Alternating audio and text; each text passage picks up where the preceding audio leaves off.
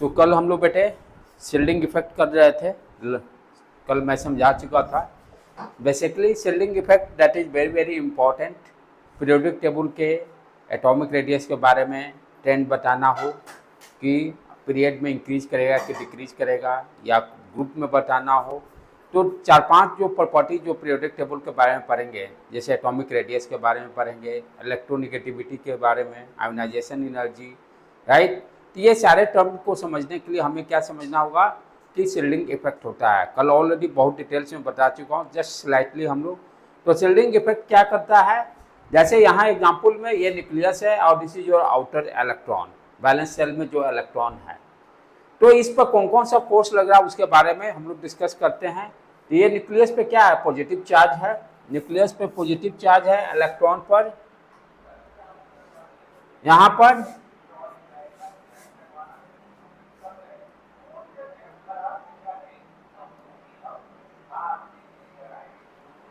Positive charge है nucleus के पास, electron के पास निगेटिव चार्ज है। तो attractive force, green colour attractive force लगेगा, राइट। लेकिन अब क्या होगा कि ये इस बैलेंस सेल के इलेक्ट्रॉन के अंदर में जो इलेक्ट्रॉन्स हैं, जैसे यहाँ पे एक इलेक्ट्रॉन्स दिखाई दे रहा है, एक यहाँ दिखाई दे रहा है, ये इस इलेक्ट्रॉन्स के कारण यहाँ पर कौन सा फोर्स लगेगा, रिपल्सिव फोर्स। इस इलेक्ट्रॉन के कारण कौन सा फोर्स लगेगा, रिपल्सिव फोर्स। तो यदि हम नेट फोर्स देखें इस बैलेंस इलेक्ट्रॉन पे क्या कितना होगा, तो net force F net equal to nucleus के कारण अट्रैक्टिव फोर्स और इलेक्ट्रॉन के कारण रिपल्सिव फोर्स, दोनों का डायरेक्शन अपोजिट रहेगा। यदि ये इस डायरेक्शन में लग रहा है तो रिपल्सिव फोर्स इस डायरेक्शन में, दोनों अपोजिट डायरेक्शन में। ये सारा कल डिस्कस कर चुके हैं। तो इलेक्ट्रॉन के कारण कौन सा फोर्स लगेगा, रिपल्सिव फोर्स, ठीक है। अब इसी रिपल्सिव फोर्स को हम लोग क्या करते हैं, शील्डिंग इफेक्ट।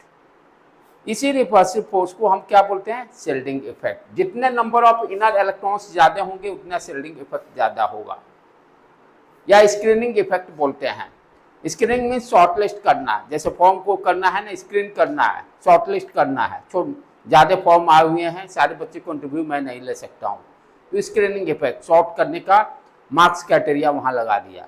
यहाँ पर नेट फोर्स को कम करने के लिए इलेक्ट्रॉन्स हैं, इस बैलेंस सेल के इलेक्ट्रॉन के अंदर में जो इलेक्ट्रॉन्स हैं वो रिपल्सिव फोर्स लगा रहे हैं, यानी नेट फोर्स को कम कर रहे हैं। तो शील्डिंग इफेक्ट बेसिकली कौन सा है, shielding effect basically repulsive force को हम लोग बोलते हैं, राइट। अब यहाँ पर ध्यान देने की बात क्या है, आगे के स्लाइड में हम लोग देखें।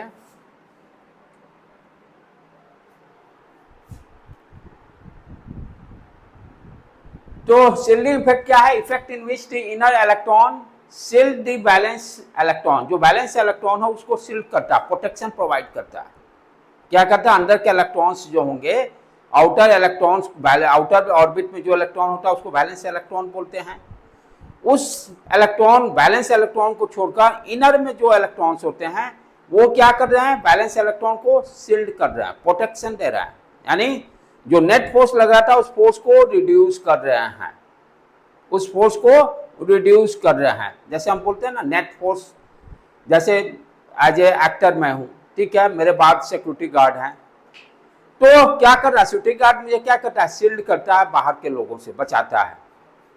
यदि मेरा ज्यादा दुश्मन तगड़ा रहेगा तो क्या आपको सिक्योरिटी गार्ड को, नंबर ऑफ सिक्योरिटी गार्ड्स बढ़ाने पड़ेंगे, राइट। यदि तो क्या कर रहा है सिक्योरिटी गार्ड, क्या करता है, उस आपको एनिमी से प्रोटेक्ट करता है। सिमिलरली यहाँ भी क्या है कि जो इलेक्ट्रॉन्स, इनर इलेक्ट्रॉन जो होते हैं, बैलेंस इलेक्ट्रॉन को प्रोटेक्ट करता है, बैलेंस इलेक्ट्रॉन को प्रोटेक्ट करता है, राइट। यदि कोई बैलेंस इलेक्ट्रॉन को खींच के ले जाना चाहता है तो उसको कौन रोकने की कोशिश कर रहा है, आपका न्यूक्लियर फोर्स तो है ही, प्लस आपका स्क्रीनिंग फोर्स, रिपल्सिव फोर्स भी, दोनों हेल्प कर रहे हैं। तो वही कर रहा है, effect in which the inner electron shield, inner electron क्या करता है, शील्ड कर रहा है बैलेंस इलेक्ट्रॉन को from the attraction of nucleus, जो न्यूक्लियस उसको अट्रैक्ट कर रहा है। जैसे न्यूक्लियस मान लो 10 न्यूटन फोर्स से उसको अट्रैक्ट कर रहा है, तो क्या करेगा इलेक्ट्रॉन्स, इलेक्ट्रॉन के कारण 2 न्यूटन मान लो है तो उस पर फोर्स 6 न्यूटन लगेगा, कम फोर्स से न्यूक्लियस उसको खींचेगा। मल्टी इलेक्ट्रॉन्स रहने के कारण क्या होगा, शिल्डिंग इफेक्ट इंक्रीज करेगा, वही कर रहा है।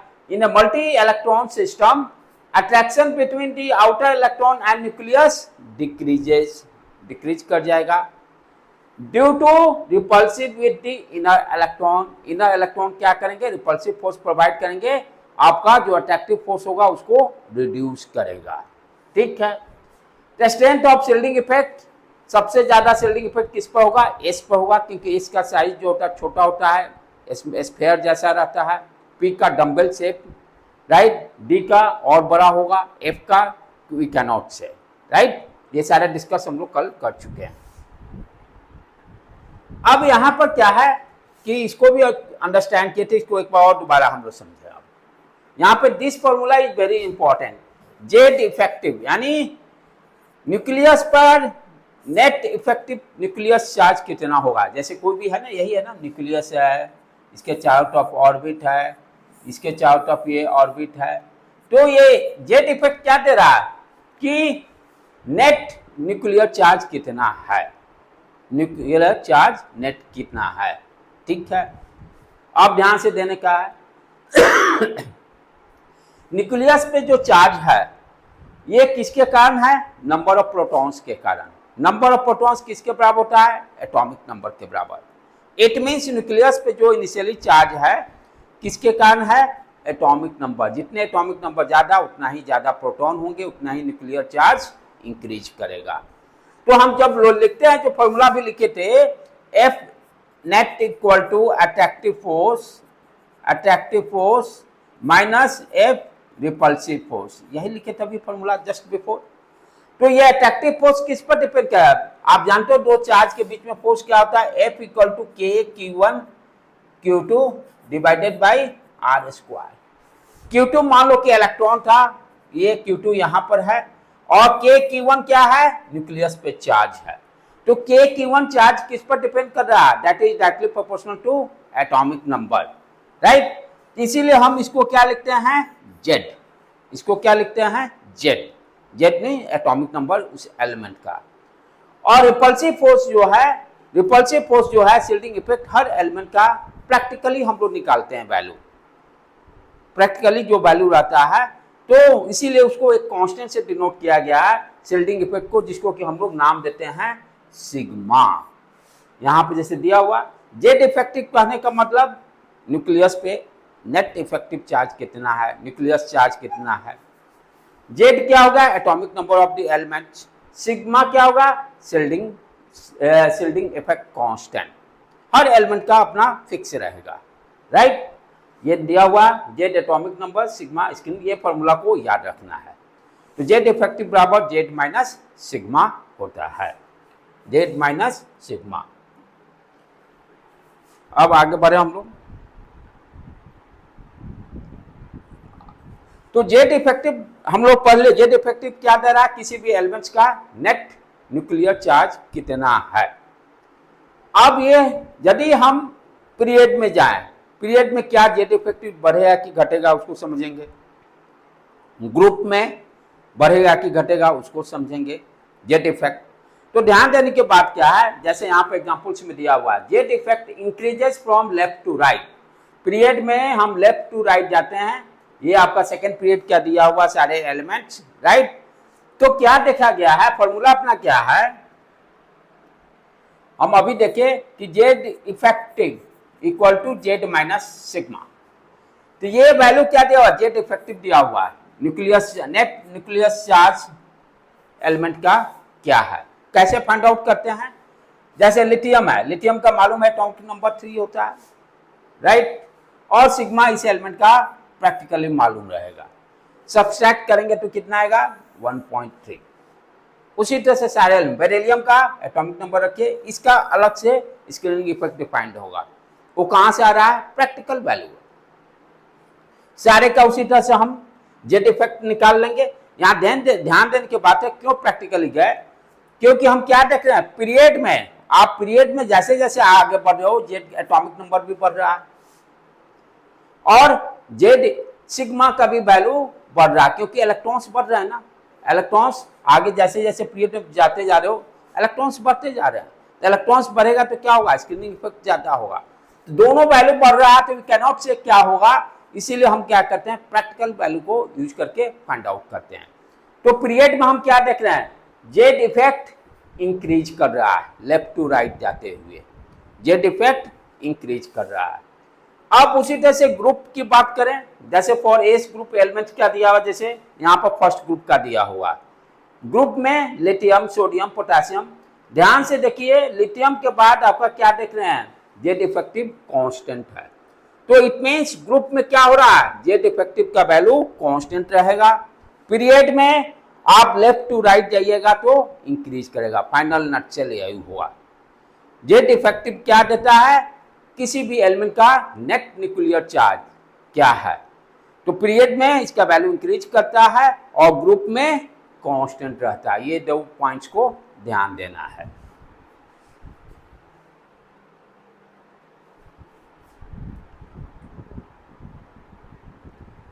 अब क्या है, जेड इफेक्टिव जो पढ़ लिए उसके कारण हमें क्या, पीरियोडिक टेबल में जिस बच्चे को जेड इफेक्टिव समझ में आ गया, स्क्रीनिंग इफेक्ट समझ में आ गया, ये सारे कॉन्सेप्ट क्लियर हो जाएंगे उसको। अब पीरियोडिक टेबल में यहां से 2 नंबर फिर आने हैं, ये जो प्रॉपर्टी आप देख रहे हो ना, trend, trend across the table, कहने का मतलब पीरियड में लेफ्ट टू राइट जा रहे हैं तो एटॉमिक रेडियस बढ़ेगा कि घटेगा वो समझेंगे, आयोनाइजेशन एनर्जी बढ़ेगा कि घटेगा वो समझेंगे, इलेक्ट्रॉन गेन बढ़ेगा कि घटेगा उसके बारे में समझेंगे पीरियड में।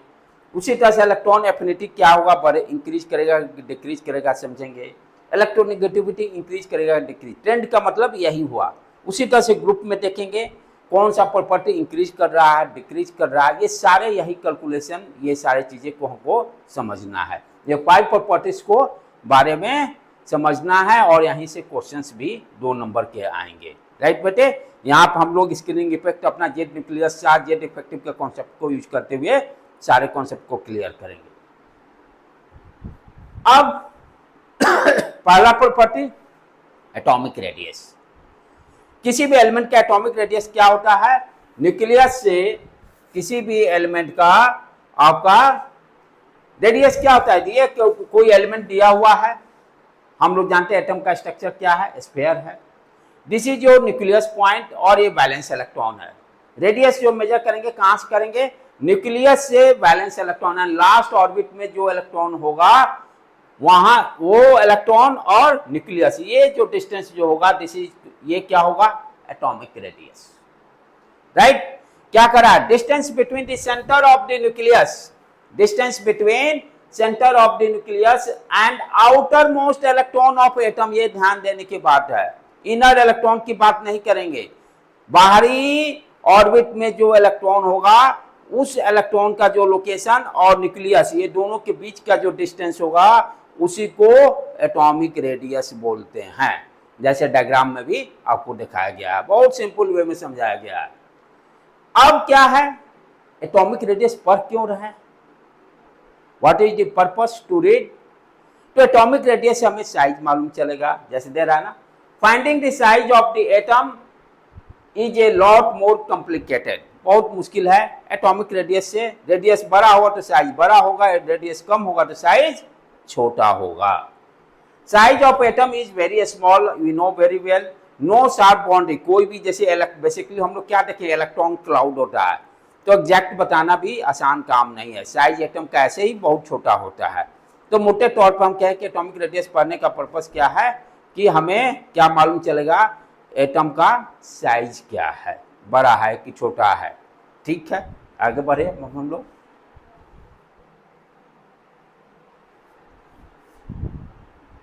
नेक्स्ट। अब ये different types of atomic radii है। अब ये डिफरेंट अलग अलग कैसे आ गया, क्योंकि हम नेक्स्ट चैप्टर जब पढ़ेंगे केमिकल बॉन्डिंग सब बताएंगे, दे दे डोंट वरी, दे दे, हाँ बताऊंगा। अब ये different types of atomic radii आए कहां से, देख रहे हैं, कोवलेंट रेडियाई दे रहा, मेटालिक रेडियाई दे रहा, वंडरवाल्स रेडियाई दे रहा, ये आया कहां से, तो ये कॉन्सेप्ट बेसिकली क्या है कि जो देखेंगे कि एटम्स जो हैं वो किस बॉन्ड से जुड़े हुए हैं। केमिकल बॉन्डिंग में बॉन्डिंग क्यों बनाते हैं? स्टेबिलिटी के लिए ही बनाते हैं। बॉन्डिंग स्टेबिलिटी के लिए बनाते हैं। कोवलेंट बॉन्ड पड़े हैं, आयनिक बॉन्ड पड़े हैं, मेटालिक बॉन्ड पड़े हैं, राइट, वंडरवाल बॉन्ड पड़े हैं। तो ये वहीं से ये आ रहा है, दो एटम के बीच में जो जुड़ाव हुआ है, उस जुड़ाव के कारण जो भी कॉन्सेप्ट का है, कोवलेंट बॉन्ड के कारण जुड़ाव होता है, आयनिक बॉन्ड के कारण जुड़ाव होता है, न्यूक्लियस फिर उसके मेटालिक के कारण जुड़ाव होता है। तो ये जब वो अलग अलग बॉन्डिंग है तो उसका सबका अलग अलग रेडियस भी हमें डिफाइन करना पड़ेगा। इसीलिए यहाँ पे ये डिफरेंट टाइप्स ऑफ रेडियाई दिया हुआ है, covalent radii, metallic radii, van der Waals radii. अब कोवलेंट रेडियाई एक और छूट गया, इसमें एक और रहेगा आपका आयनिक, एक और रहेगा आयनिक, एक और आयनिक।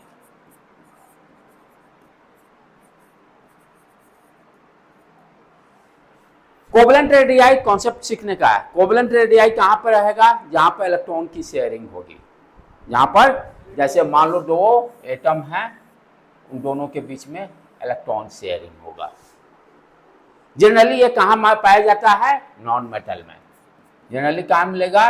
नॉन मेटल में। दो Cl2 O2, राइट, ये नॉन मेटल जो बॉन्डिंग बनाते हैं, जो O डज नॉट एग्जिस्ट, तो क्या करेगा? O बॉन्ड बनाता है। बॉन्डिंग क्यों पढ़ते हैं? बॉन्डिंग क्यों करते हैं? स्टेबल होने के लिए। आप पढ़ाई क्यों करते हो? एक जॉब पाने के लिए, स्टेबिलिटी के लिए।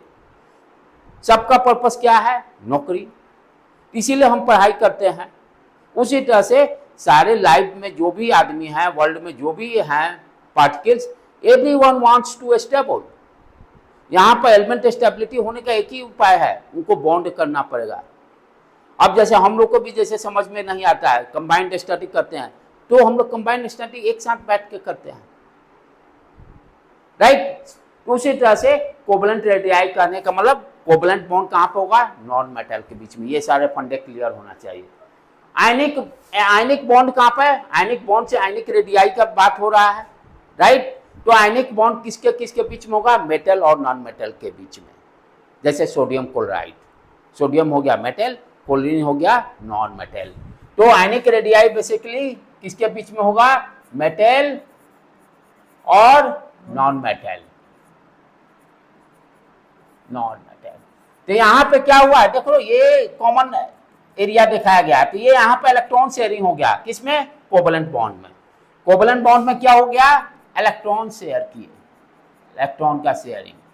जैसे एग्जांपल दिया, जैसे मान लो घर में किसी दिन मम्मी का तबीयत खराब हो गया या कहीं मम्मी बाहर गई हुई है और घर में 2 रोटी है और 3 भाई बहन हैं, तो क्या करेंगे भाई? तीनों को भूख मिटाना है, उसी को शेयर कर लें, तुम भी आधा ले लो, तुम भी आधा ले लो, आधा मैं ले लेता हूँ। इसी को शेयरिंग करते हैं। शेयर करके थोड़ा थोड़ा भूख मिटा लिए। तो उसी तरह से कोवलेंट बॉन्ड में क्या हो गया? ठीक है भाई, एक इलेक्ट्रॉन तुम भी दो, एक इलेक्ट्रॉन हम देखें, दोनों मिल जाएंगे तो 2 इलेक्ट्रॉन दोनों को मिल जाएगा, 2 इलेक्ट्रॉन शेयरिंग हो गया। दूसरा क्या है आपका? Ionic radii, ionic bond. Ionic bond में क्या हो गया? भाई बहन है दोनों, पट नहीं रहा है, राइट। तो अब दोनों को भूख लगा है, तो कहे वहां पर अब शेयर नहीं करेंगे, एक रोटी तुम लो तो एक रोटी मैं लूंगा, हम न देंगे तुमको न तुम मेरे को देना। वहां पर क्या होता है? इलेक्ट्रॉन ट्रांसफर, यानी एक साइड सिर्फ दे रहे हैं, दोनों दूसरा साइड से एक्सपेक्टेशन नहीं है। भाई बहुत प्यारा है, बहन भूखी है छोटी, ले जाओ तुम ही दोनों रोटी खा जाओ।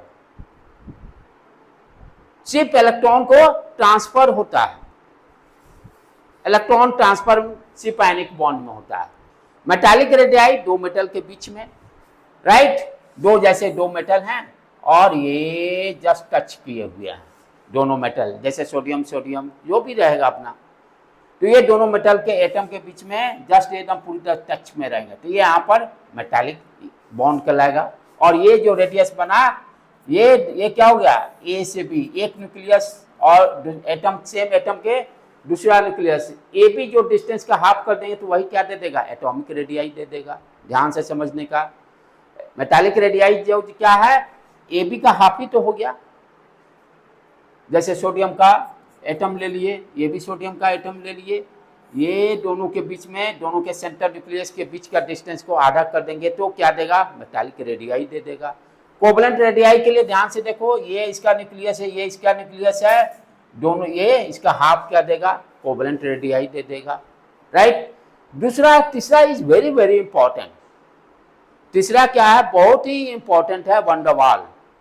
वंडर वाल फोर्स कहां लगेगा, वो inert gas, helium, neon, argon, ये इनको कोई केमिकल रिएक्शन नहीं करना है, कोई केमिकल इनको जरूरत, पूरी तरह से 100% स्टेबल है।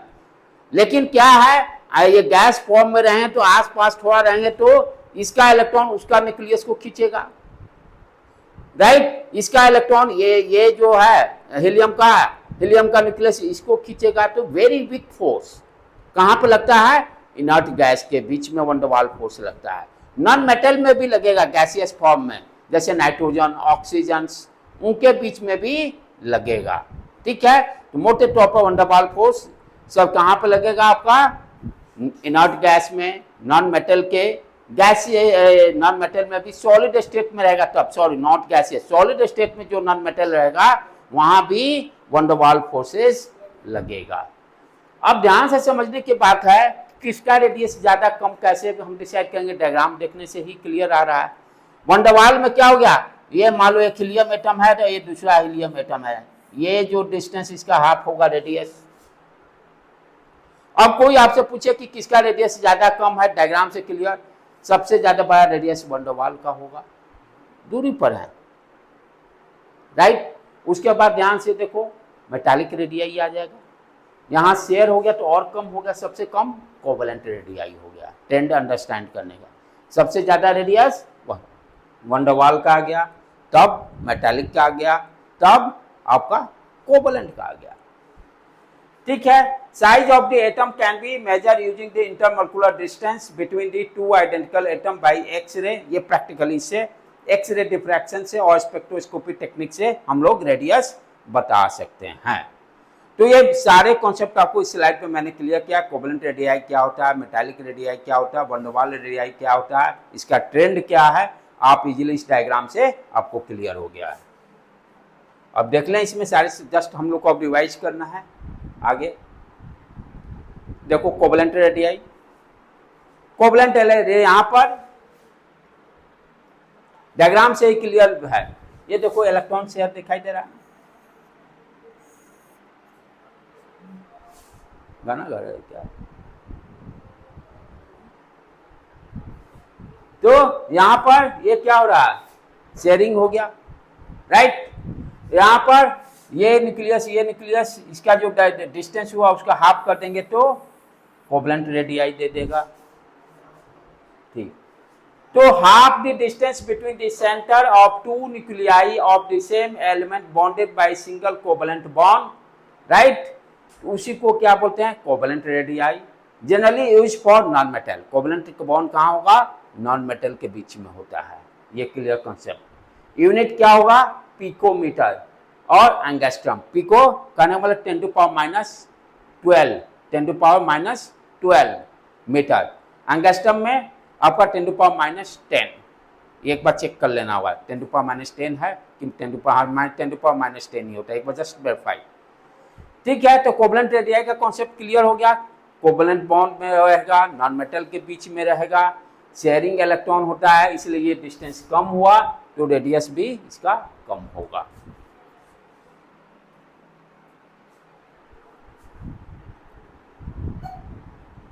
दूसरा, अब देखो कोवलेंट बॉन्ड ऑफ द हेटेरोन्यूक्लियर, जैसे H2O में क्या हो गया, डिफरेंट मॉलिक्यूल्स एटम्स हैं, ठीक है। पढ़ना कम है, जस्ट ओनली फॉर नॉलेज, ज्यादा ये नहीं है इसमें। जैसे ये डिफरेंट है तो दोनों का रेडियस निकाल लेंगे, राइट, और ये इलेक्ट्रोनेगेटिविटी दिया रहेगा, सब्सट्रैक्ट कर लेंगे, इससे क्वेश्चन कम ही रहेंगे, लेकिन just only for knowledge. Different element रहेंगे तो कैसे हम लोग डिस्टेंस निकालेंगे दोनों के न्यूक्लियस के बीच में, रेडियस पहला, जैसे H2O हाइड्रोजन और ऑक्सीजन से बना है, तो हाइड्रोजन का पहले निकाल लेंगे, ऑक्सीजन का रेडियस निकाल लेंगे, और दोनों के बीच में इलेक्ट्रोनेगेटिविटी का वैल्यू क्या है सब्सट्रैक्ट कर देंगे, वो आपका H2O जो मॉलिक्यूल्स बना है, हेटेरो मीन्स डिफरेंट टाइप के एटम, डिफरेंट टाइप के एलिमेंट का निकालना हो तो इस फॉर्मूला को यूज करके हम लोग फाइंड आउट कर लेंगे। अब मेटालिक रेडियस जस्ट उसी से मैं बताया था, दो मेटल के बीच में होता है, देखिए दोनों जस्ट टच किए हैं, राइट, और ये यहां से लेकर यहां तक का डिस्टेंस का आधा क्या कहलाएगा आपका metallic radii, half the intermolecular distance between the adjacent metallic atom in crystalline lattice structure। Metal generally lattice के फॉर्म में 3 डायमेंशनल मिश्री देखो ढेला 3 डायमेंशनल फॉर्म में रहता है, फिटकरी 3 डायमेंशनल फॉर्म में रहता है, तो एक्चुअली मेटल्स का क्रिस्टल उसी तरह का रहता है। तो मेटल के बीच में हम देख रहे हैं जस्ट दोनों टच हैं, तो कोवलेंट बॉन्ड से ज्यादा इसका रेडियस होता है मेटालिक रेडियाई का, तो ये मेटल के बीच में बॉन्ड एग्जिस्ट करता है, इसलिए मेटालिक रेडियाई इसको बोलते हैं हम लोग। अब वंडरवाल, वो भी मैं बता दिया हूं, वंडरवाल फोर्सेस कहां पे एग्जिस्ट करेगा, नोबल गैस, नोबल गैस कैसे, इसमें क्या कॉन्सेप्ट है, अब तो आप कहते हो सर नोबल गैस कोई केमिकल रिएक्शन नहीं करता, ठीक है मैं मान लिया, जैसे मान लो हीलियम है, हीलियम भी नोबल गैस है, तो हीलियम का ये जो मॉलिक्यूल्स है और दूसरा जो आपका सॉरी एटम्स है हीलियम का, अब इसके जो इलेक्ट्रॉन होंगे ये न्यूक्लियस इसको अटैक करेगा ना, अपने में नहीं होगा लेकिन बाजू वाला तो एटम करेगा, उसी तरह से इसमें जो इलेक्ट्रॉन होगा इस इलेक्ट्रॉन को ये खींचेगा, तो ये जो फोर्स लग रहा है इसी फोर्स को वंडरवाल फोर्स बोलते हैं, राइट, और दोनों का न्यूक्लियस ये डिस्टेंस जो होगा ये क्या कहलाता है वंडरवाल रेडियस, सबसे बड़ा होता है क्योंकि फोर्स सबसे कम है, फोर्स सबसे कम है, वीक फोर्स है, इसीलिए दोनों एटम दूरी दूरी पे हैं, इसलिए रेडियस भी ज्यादा होगा। नॉन मेटल जैसे Cl2 गैस है, ठीक है, अब इसको सॉलिड फॉर्म में ये क्या देखते हैं, जैसे Cl2 का ये मॉलिक्यूल हुआ, ठीक है, 2 Cl2 ले लिए, ये इसके बीच में कोवलेंट बॉन्ड, पहले कोवलेंट बॉन्ड भी एग्जिस्ट कर रहा है क्योंकि नॉन मेटल है, एक और Cl2 ले लिए, यहाँ भी कोवलेंट बॉन्ड दोनों के बीच में बना, ओके, तो ये क्या हो गया, ये तो कोवलेंट रेडियाई हो गया, और लेकिन इसका न्यूक्लियस और इसका न्यूक्लियस ये क्योंकि ये भी तो न्यूट्रल है, Cl2 भी न्यूट्रल है, ये this distance is called van der Waals radii. तो नॉन मेटल में दोनों एग्जिस्ट करता है, कोवलेंट बॉन्ड भी एग्जिस्ट करेगा और वंडरवाल फोर्स भी, वंडरवाल रेडियाई भी एग्जिस्ट करेगा।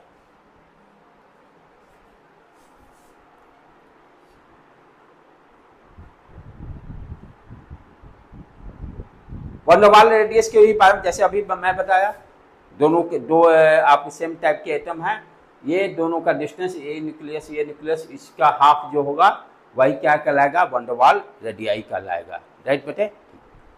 Half the distance between the nucleus of the two non bonded nearest the neighbour atom of the same element in solid state में रहना चाहिए, जो अपना कंफ्यूजन था।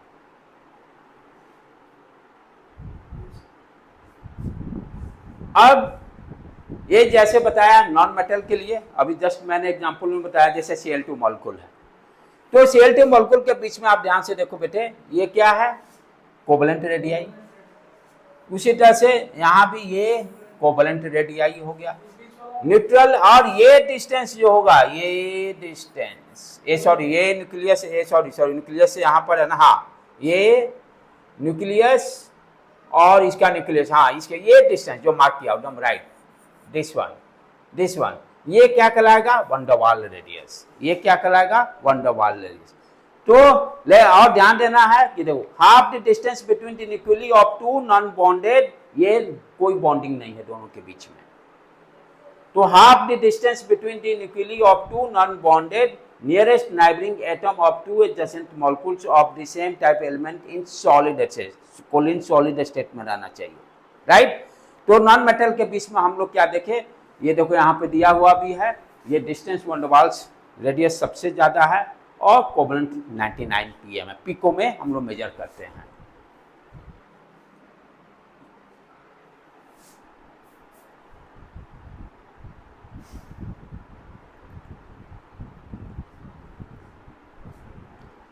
Comparison of the metallic radii, metallic radius covalent, हाँ आप ध्यान से देखिए यहाँ पर मेटालिक रेडियाई में क्या देख रहे हैं, ये कोवलेंट रेडियाई, हाँ कोवलेंट रेडियाई का रेडियस इंक्रीज कर रहा है, क्यों, सॉरी ये, हाँ मेटालिक रेडियाई ओवरलैपिंग इंक्रीज करेगा। अच्छा कोवलेंट बॉन्ड दिया हुआ है, कोवलेंट बॉन्ड का रेडियस डिक्रीज, ओके ये इसी की बात कर रहा है, ये गड़बड़ किया है ऐसे, सॉरी। हाँ अब ये देखो क्या दिखा रहा है, ये मेटालिक रेडियाई है, ये कोवलेंट रेडियाई है। कोवलेंट रेडियाई में यदि हम ओवरलैपिंग जितना ही बढ़ाएंगे, ओवरलैपिंग जितना बढ़ाएंगे तो ये इस तरह से आना चाहिए सीक्वेंस, और ये कोवलेंट रेडियाई में जितना ओवरलैपिंग बढ़ाएंगे क्या होगा, रेडियस डिक्रीज करेगा। अब इस सीक्वेंस को अभी बार बार मैं समझा चुका हूँ, वैन डर वाल का सबसे ज़्यादा रेडियस होता है, देन मेटालिक रेडियस होता है, देन कोवलेंट रेडियाई।